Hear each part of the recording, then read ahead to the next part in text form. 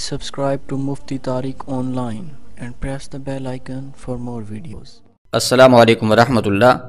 محمد عمیر کراچی سے یہ بھائی پوچھتے ہیں کہ اگر کوئی شخص واش روم میں مکمل کپڑے اتار کر غسل کرتا ہے، اس طرح سے اس کا وضو ہوگا یا نہیں، اور کیا وہ اس وضو کے ساتھ نماز پڑھ سکتا ہے یا پھر اسے نماز کے لیے دوبارہ سے وضو کرنا پڑے گا؟ بھائی نے بہت ہی اچھا سوال پوچھا ہے۔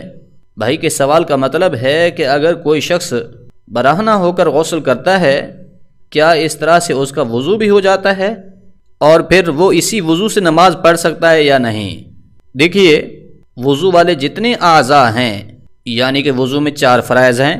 پہلے نمبر پر ہے چہرہ کا دھونا، دوسرا فرض ہے دونوں بازوں کا کوہنیوں سمیت دھونا، وضو کا تیسرا فرض ہے سر کے چوتھائی حصے کا مسح کرنا، چوتھے نمبر پر ہے ٹخنوں سمیت دونوں پاؤں دھونا۔ تو یہ ہیں وضو کے 4 فرائض۔ اور غسل میں یہ ہے کہ پورے جسم پر اس طرح سے پانی بہائیں کہ جسم کا کوئی بھی حصہ ایک بال برابر خشک باقی نہ رہے۔ اگر اس کے اوپر غسل فرض تھا اور اس نے غسل کر لیا تب تو اس کا وضو بھی آٹومیٹکلی ہو گیا، لیکن اگر اس کے اوپر غسل فرض تو نہیں تھا بلکہ ویسے ہی صفائی یا ٹھنڈک حاصل کرنے کے لیے نہا رہا تھا، اب بھی جو وضو والے اعضاء ہیں وہ دھل چکے ہیں، جو کہ وضو کے 4 فرائض ہیں وہ ادا ہو چکے ہیں، تو پھر اس کا وضو ہو گیا ہے اور اسی وضو کے ساتھ وہ نماز پڑھ سکتا ہے، دوبارہ سے اسے وضو کرنے کی ضرورت باقی نہیں رہتی۔ لیکن بعض لوگ اس غلط فہمی کا شکار ہوتے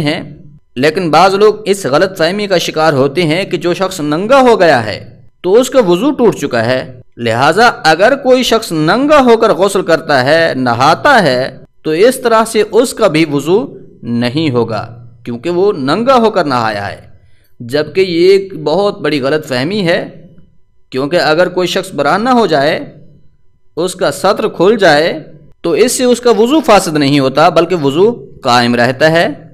ہاں، البتہ دوسروں کے سامنے سطر کا چھپانا یہ فرض ہے۔ لہذا خلاصہ کلام یہ ہے کہ اگر کوئی شخص برہنہ ہو کر نہاتا ہے تو اس سے اس کا وضو ہو جاتا ہے، دوبارہ اسے وضو کرنے کی ضرورت نہیں رہتی۔ ہاں، اگر کوئی ایسا مسئلہ پیش آیا ہے کہ جس سے وضو ٹوٹ جاتا ہے، یعنی کہ ہوا خارج ہو گئی یا قطرے نکل آئے، تب تو وضو کرنا ضروری ہوگا، لیکن اگر کوئی ایسا معاملہ پیش نہیں آیا تو پھر غسل کے بعد دوبارہ وضو کرنے کی ضرورت باقی نہیں رہتی، بلکہ اسی غسل کے وضو کے ساتھ ہی نماز پڑھی جا سکتی ہے۔ امید ہے بات سمجھ آ گئی ہوگی۔ اللہ کریم عمل کرنے کی توفیق بخشے، آمین۔